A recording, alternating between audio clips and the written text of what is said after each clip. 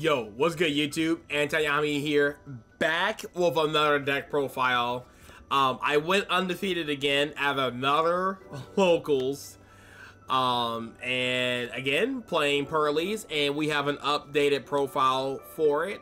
And funny enough, I have another updated profile for this deck. But this is version 3 that I'm going to show you guys, and I have version 4 already on the way. So yeah, this deck just keeps evolving, and it's just been, it's now I know for sure this is literally the best deck of the format. Unless there's something else that comes out of nowhere, this is by far like the best deck. Of course, it still has its weaknesses and stuff like that. It has like funny hands. It'll get like hit with Imperm or Ash, and it'll just like pass, things of that nature. But what deck doesn't have its own weaknesses, right? So without further ado, let's hop into the profile. We have the triple Purrely's. I mean, this is still standard. I'm nothing to even talk about this. If you guys want to hear more explanations and stuff, check out my last video on the deck. But this is pretty much all standard. This is all, you know, whatever. Now, this is not standard, and I've been testing this out, and I've been liking it a lot. I've been playing 2 Silvaras. This would have been a 3 of, but I'm still playing Instant Fusion. Just to play around like hand traps, play around Book of Moon. This beats Imperm and came in handy a lot in a lot of different situations. So this card is really insane, which is really cool. Is that there was one time when I was on my opponent's standby phase and I was using the Sleeping Memory to draw. I drew into this, and then when I chained my trap, I chained this, and I drew 2 more cards. So it was really cool, and saved me that round, I guess. So very good, very clutch card. Of course, going back into the non-engine monsters, we have Ghost Mourner for the hand traps, triple Ash Blossom, Joy and Lockbird. I noticed that a lot of people have been playing Imperms. I try to play Ghost Mourner over Imperms because when you go first and you draw into like a ton of cards, I prefer to play with these cards. So yeah, you can just draw it and activate it on your opponent's turn, which is really nice. Going into the spell cards, I got triple Sleeping Memory. This is pretty much your best starter. This is pretty much your second best starter, which is really strong going first. Of course, you got your Happy Memory, good for protection. Also going in for like crazy damage in battle phase, which is really amazing. The One Delicious Memory. This card is still really busted, but it's at 1 for a good reason. Because if Plump was like easy to get to turn 1, holy, this deck would be insane. Playing the 3 streets, I think 3 streets is high-key mandatory. You can get away with playing 2, but I think 3 is very important in a lot of different matchups. Shines a lot in the Sky Striker matchup, and it shines a lot in like the Catch Tier matchup, and also versus Rescue Ace. So it's really good in those matchups. My friend Purrely's, nothing need to be said about these. This card's, it's just insane. The follow-up you can get off of it, crashing your XYZ into your opponent's monsters, getting like extra material in hand is really insane. The Purrely Leaf, I play only 1 because 2 never comes up anymore, and especially since you're playing Baby Noir, you don't really need to. But that's a preference that you will take if you need to play 2. So I like that at 1. Instant Fusion, I still think this card is really good.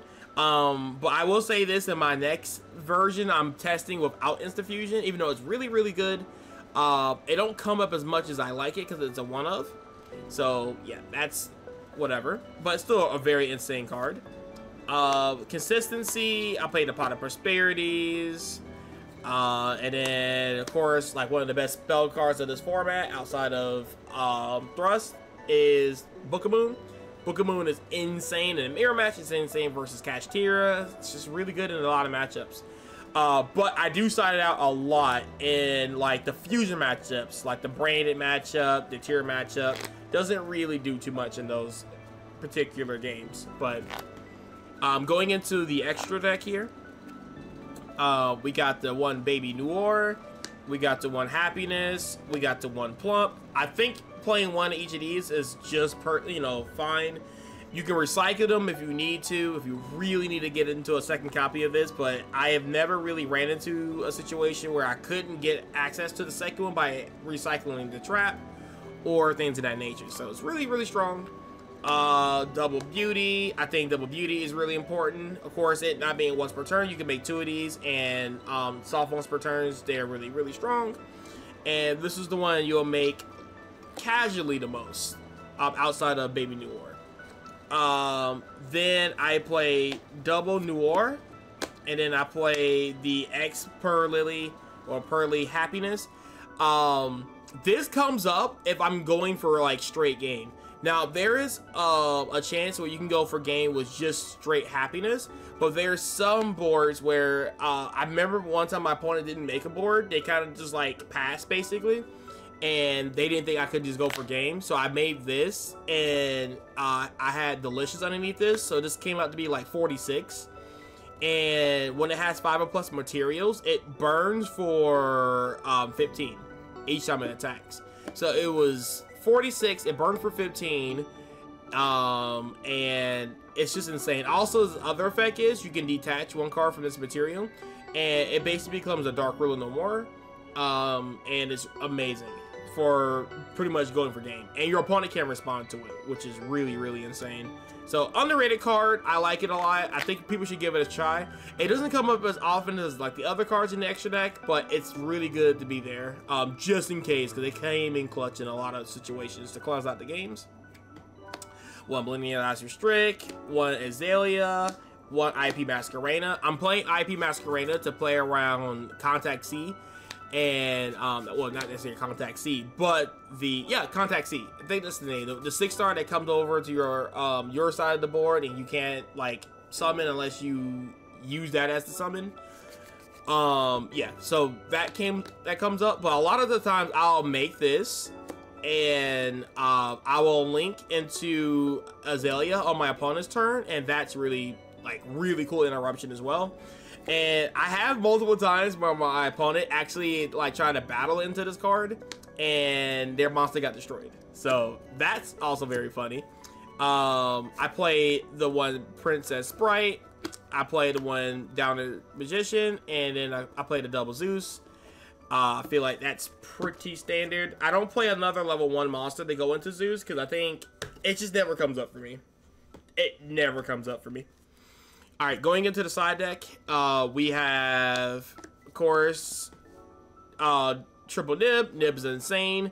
I like Nibs going first more than I like going second because a lot of people can play around the Nib very well, but on the big fat chance if your opponent cracks your Noir or cracks your board, Nib always comes through as a savior and gives me an extra turn, and I pretty much win from there. So that's really, really good. People play into it all the time. I dropped Nib so many times. It's so good.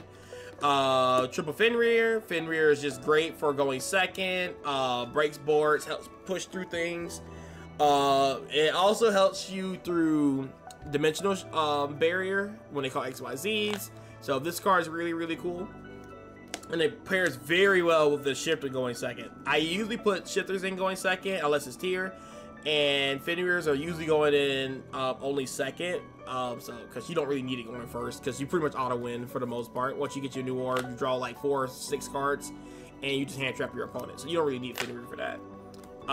Cosmic Cyclones for back row removal, and then the new edition, I play triple dimensional barrier.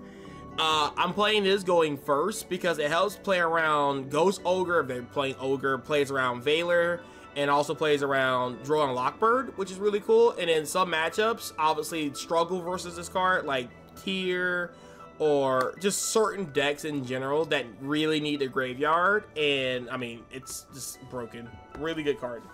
So it's like Shifter, but going first. And it doesn't really impact your deck because most of your deck is spells. And when you use your XYZs, the material and the Purrely will go to the graveyard, and the monster will get banished. So just gotta be careful with your resources. The trap is not very good for follow-up at that point, but if you play Dimensional Barrier and go full combo, or sorry, Defigure, and go full combo, you should win. But alright guys, that's it for the deck profile. I will say version 4 will be coming up soon. But I'll probably end up doing some test hands with Purrely so you guys can understand kind of how like the combo lines go and how that plays out, which is really, really cool, really exciting. Also, I'll be working on a new tier list. So, my camera just kind of went crazy, but that's okay. And I'm watching Nairo on the side. So, say hey, everybody. I am recording this while watching Nairo. So, that's kind of cool. All right, but new tier coming out. I'm going to be working on that deck and see what I can do with it and keep that in the future. So, guys, have a great one. Thank you guys for watching. Peace.